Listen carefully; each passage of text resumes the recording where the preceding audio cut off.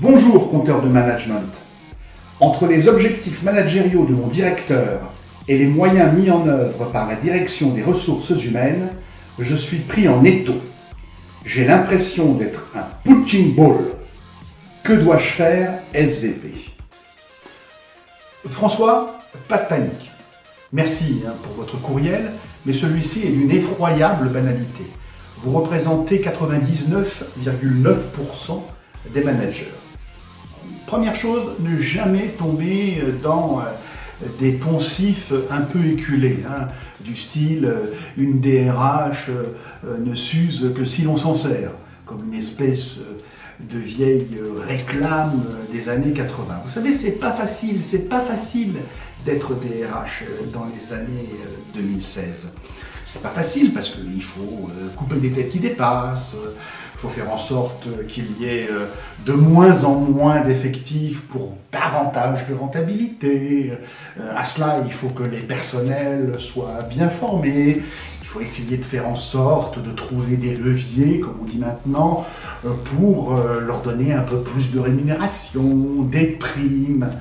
Je sais que vous êtes au milieu de tout ça, mais reconnaissez quand même que c'est pas facile d'être DRH. Vous, François, vous seriez d'accord pour être DRH? Le problème des DRH, il est simple, c'est qu'ils sont souvent considérés dans les entreprises comme des fonctions support. D'accord? Ils ne sont pas ce qu'on dit core business. Non, ils sont fonctions support. C'est un handicap pour eux. Et ils en souffrent. Souffrir est une chose, ne pas être naïf en est une autre.